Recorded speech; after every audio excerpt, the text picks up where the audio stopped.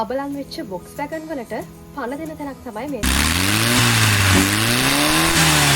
ඇත්තටම ඉතින් අපි මෙතන කරන්නේ ඉතින් මැරිච්ච වාහනයකට පණ දෙනා වගේ වැඩක් තමයි. මේක 1303 කියන මොඩල් එක 1303 එකෙත් S කියන මොඩල් එකයි. 1200 1300 එතකොට 1302 1303 ඔය ටික තමයි ප්‍රධාන වශයෙන් තියෙන්නේ. ඕක ඇතුලේ තව ගොඩක් මොඩල් තියෙනවා. ඇත්තටම දැන් ඇක්සිඩන්ට් එකක් වුණත් සාමාන්‍ය ඉතින් මේක රිය පදවන කෙනාට උනත් වෙන අනතුරු අඩුයි. මේ වෑන් එක ඇත්තටම මේ Volkswagen කොම්බි කියලා තමයි මේකට ගොඩක් අපේ ලංකාවේ කියන්නේ. හැමතැනම වගේ වාහන මම කරලා තියෙනවා නුවර, එතකොට තංගල්ල, දකුණේ හැම පැත්තෙම වාහන වගේ මම හදලා තියෙනවා. ඇත්තටම මේ වාහනේ ඉතින් අර ගිනි ගන්න පොඩි සම්භාවිතාවක් තියෙනවා අනිත් වාහන වලට සාපේක්ෂව. ඒක ගැන ඇත්තටම ගොඩක් අවධානයෙන් ඉන්න ඕන. ඔය දැන් ගොඩක් කට්ටිය වාහනයක් නතර වුණාට පස්සේ අපි හිතමු ගමනක් ගිහලා එකපාරට එන්ජින් එක නතර වුණා කියලා. ගොඩාක් කට්ටිය මේක මේ ස්ටාර්ට් කරන්න හදනවා හැම වෙලේම මේ. අපි අද ආවේ පස්යාලට. ලංකාව වටේම තියෙන අබලන් වෙච්ච බොක්ස් වැගන් වලට පණ දෙන තැනක් තමයි මේ තියෙන්නේ. ඉතින් අපි ඇතුළට ගිහිල්ලාම බලමු. හදන්න බෑ බෑ කියන Volkswagen Beetle කා ඕන එකක් හදන තැනක් තමයි මේ.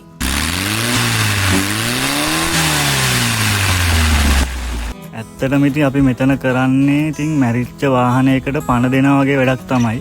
එන්නේ ඉතින් දිරලා ඉතින් ගන්න දෙයක් නැහැ. චැසිය දිරලා, බොඩි දිරලා.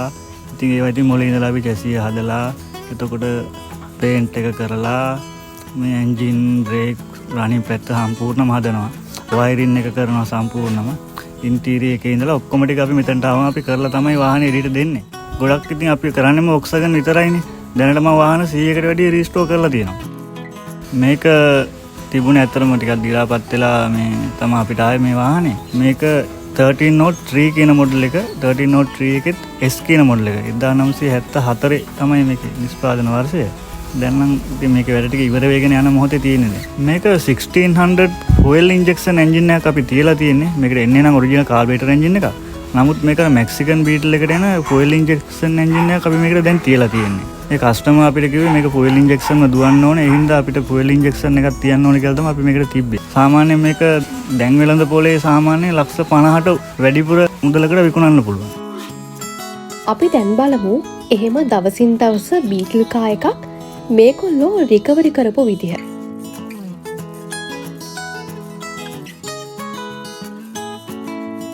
ලංකාව වටේම තියෙන ධාවන තත්ත්වයේ නැති හොඳටම අබලන් වෙච්ච Volkswagen වාහන ඕන එකක් ගේන්නේ මෙතනට තමයි. ඇත්තටම මෙතන කරන්නේ මැරුණ වාහනයකට පණ දෙනවා වගේ වැඩක්.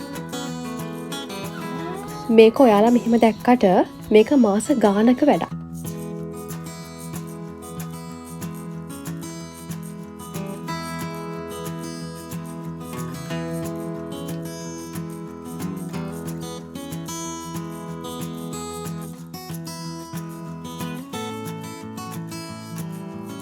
ඔන්න දැන් මේ වාහනෙට ආයෙත් ජීවය ලැබිලා.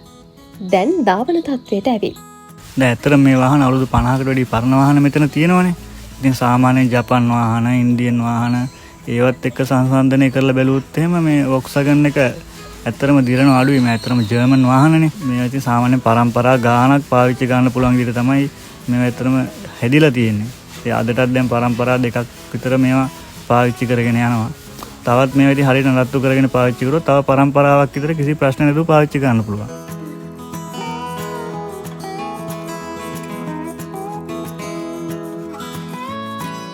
කොහොමත් මේ වාහනේ ඉතින් ඇත්තටම දැන් ඇක්සිඩන්ට් එකක් වුණත් සාමාන්‍ය ඉතින් මේක රිය පදවන කෙනාට උනත් වෙන අනතුරු අඩුයි. මේකේ හොඳ ශක්තිමත් ඉතින් මේකේ අනිත් වාහන වලට දැන් අනිත් කාර් එකක් ගත්තොත් එක කාර් එකවත් චැසියක් එන්නේ නැහැනේ ගොඩක් වෙලාවට. දැන් මේ Volkswagen එකේ චැසියක් තියෙනවා. ඒ හින්දා සාමාන්‍යයෙන් මේ වාහනේ සවි ශක්තිමත්භාවය වැඩි. ඉතින් ඇත්තටම වෙන අනතුරු ඇතුළේ ඉන්න කෙනෙක්ට වෙන අනතුරු ගොඩක් වෙලාවට අඩුයි. Volkswagen කාමන් ගියා. සාමාන්‍ය ලංකාවේ මේකේ මං දැනුවත් දුවන වාහන 5ක් 6ක් වගේ තමයි තියෙන්නේ. මේ 1952 ආව මොඩල් එකක් තමයි මේක. මේකේ දැන් වැඩ ටික පේන්ට් එකේ අන්තිම හරිය වගේ තමයි යන්නේ. එතනින් පස්සේ තමයි ඊටු රනින් පැත්ත හදාගන්න යන්න තියෙන්නේ මේකේ. තව කොහොමද මාස එකමාරක වගේ වැඩ කොටසක් මේකේ තියෙනවා කරන්න.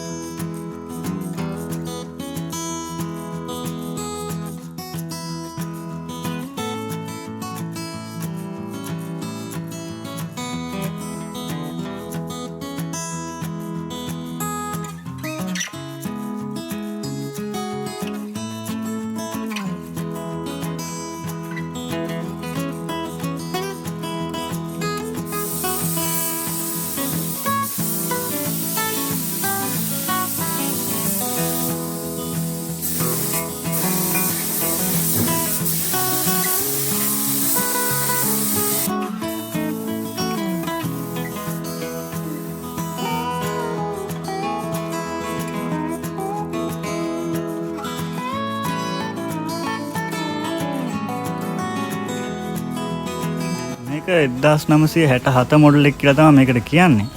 මේක ඇත්තටම සාමාන්‍ය දිරුන් තිබ්බ අපිට ගේනකොට මේ රනින් කන්ඩිෂන් එකේ තිබුණේම නෑ. ඇත්තටම කැරියර් එකේ පටවගෙන තමයි මේකට ගෙනාවේ. දැන් නම් අපි මේක දිරුන් ටික හදලා සම්පූර්ණයෙන්ම එතකොට පේන්ට් එකක් ලාස් කෝඩ් මට්ටමේ තියෙන මේ කාර් එක.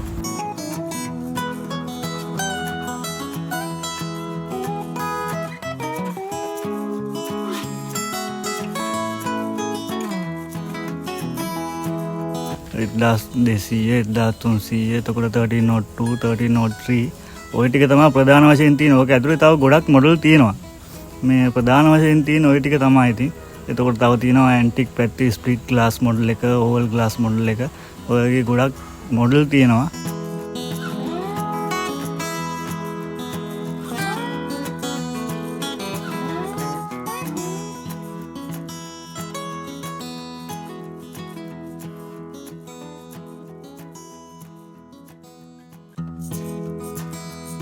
මේ වෑන් එක ඇත්තටම මේ Volkswagen කොම්බි කියලා තමයි මේකට ගොඩක් අපේ ලංකාවේ කියන්නේ. මේක 1974 මොඩල් එකේ වෑන් එකක්. මේක දෙහියෝවිට ඉඳලා තමයි අපිට ගෙනත් දුන්නේ හදන්න. මේක නේ ඇත්තටම ලොකු කාලයක් වෙනවා ගෙනල්ලා මේකේ පාස් හරේ මේ පොඩි අඩුවක් තිබුණා. ඒවා හොයාගෙන තමයි දැන් ටික ටික හදාගෙන යන්නේ.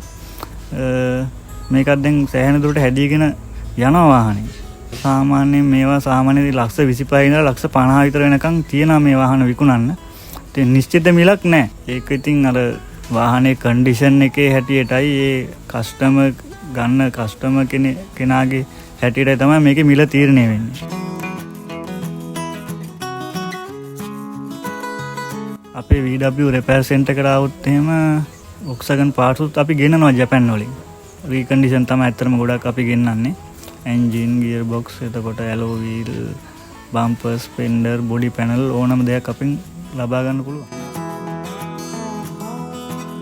මේ ගෑරේජ් එක අපේ තාත්තා තමයි පටන් ගත්තේ. දැන් අවුරුදු 35ක් විතර වෙනවා මේ ගෑරේජ් එකේ. දැන් මාත් අවුරුදු 15ක් විතර Volkswagenම තමයි දිගටම කරගෙන යන්නේ. අපේ වර්ක්ෂොප් එක තියෙන්නේ පස්යාල අත්තනගල්ල පාර එල්ලක්කල කියන හරිය තමයි ලොකේෂන් එක තියෙන්නේ. සාමාන්‍යයෙන් ලංකාවේ හැමතැනම වගේ වාහන මම කරලා තියෙනවා. නුවර, එතකොට තංගල්ල, දකුණේ හැම පැත්තෙම වාහන වගේ මම හදලා තියෙනවා. ඇත්තටම මේ වාහනේ තියෙන ගිනි ගන්න පොඩි සම්භාවිතාවක් තියෙනවා අනිත් වාහන වලට සාපේක්ෂව. ඒක ගැන ඇත්තටම ගොඩක් අවධානයෙන් ඉන්න ඕන. ඔය දැන් ගොඩක් කට්ටිය වාහනයක් නතර වුණාට පස්සේ අපි හිතමු ගමනක් ගිහලා එකපාරට එන්ජින් එක නතර වුණා කියලා. ගොඩාක් කට්ටිය මේක මේ ස්ටාර්ට් කරන්න හදනවා හැම වෙලේම මේ චුට්ටක් මොකද්ද උනේ කියලා බලන්නේ නැතුව. ඒ නිසා පොඩ්ඩක් මේකක් පදිනවා නම් අනිවාර්යෙන් අවධානයෙන් ඉන්න ඕනේ. නිතරම එන්ජින් එක හිටියොත් එහෙම චුට්ටක් එන්ජින් එකේ එන්ජින් පියන පොඩ්ඩක් ඇරලා බලන්න ඕන. මොකක් හරි ගැටලුවක් තියෙනවද, පෙට්‍රල් ලීක් එකක් ඇවිල්ලාද මොනවා හරි ආන් ඒ ගැන ගොඩක් අවධානයෙන් බලන්න ඕන. නැත්නම් ඇත්තටම මේ ගිනි ගන්න බලනවා මේ කාර් එක. කරන්න ඕන මේන්ටේන් ටික හරියට කෙරෙනවා නම් ඇත්තටම හොඳ වාහනයක්. ඕන ගමනක් බය නැතුව ලංකාව වටේ වුණත් යන්න පුළුවන්. මේ අර අත්‍යවශ්‍යම දේ තමයි මේ ප්‍රධානම මේන්ටේන් ටික හරියට කරගන්න ඕන. සාමාන්‍යයෙන් ඉතින් මේක කිලෝමීටර් 3000කට සැරයක් වගේ එන්ජින් ඔයිල් ටික මාරු කරගන්න ඕන. ටිකල ගියර් ඔයිල් ටික චේන්ජ් කරගන්න ඕන. ඒ අරින්න මේක ඉතින් කරන්න තරම් ලොකු නඩත්තුවක් ඇති වාහනයක් නෙමෙයි. ඔය ටික පොඩි පොඩි දේවල් ටික හරියට කරගන්න පුළුවන් නම් ඇත්තටම කිසි කරදරයක් නැති වාහනයක්. ඇත්තටම පෙට්‍රල් කාන්දුවෙම තමයි ගොඩක් වෙලාවටම මේකේ මේ ගිනි ගන්න හේතු වෙන්නේ. මොකද ඩිස්ට්‍රිබියුටර් එකයි කාබරේටර් එකේ අතර තියෙන්නේ පොඩි ગેප් එකක්. ඒ කියන්නේ කාබ් එකේ පෙට්‍රල් ඕවර්ෆ්ලෝ වුණොත් කෙලින්ම වැටෙන ඩිස්ට්‍රිබියුටර් එක උඩට. ඔන්න ඔය ප්‍රශ්නෙට අනිවාර්යෙන් ඒ නිසා නිතරම බලන්න ඕන පෙට්‍රල් ටැංකිය සුද්ධ කරලා රොඩු වෙන්නේ නැති වෙන්න ෆිල්ටර්ස් ටික මාරු කරලා ඒ ටික හදාගෙන එතකොට පෙට්‍රල් ලයින්ස් ටික චේන්ජ් කරලා අනිවාර්යෙන් හයි ටෙන්ෂන් ලයින් ටික ලීක් කරන්නේ නැති වෙන්න අන්නේ මේන්ටේන් ටික හරියට තියෙනවා නම් කිසිම වෙලාවක ඔක්සන් එක ගිනි ගන්න කිසි හේතුවක් නැහැ. ඉතින් මේ වගේ වීඩියෝ තවත් බලන්න අපේ channel එකත් subscribe කරන්න කියලා ඔයාලගෙන් ආදරෙන් ඉල්ලනවා. එහෙනම් අපි තවත් වීඩියෝ එකකින් ඉක්මනින්ම හමු වෙමු.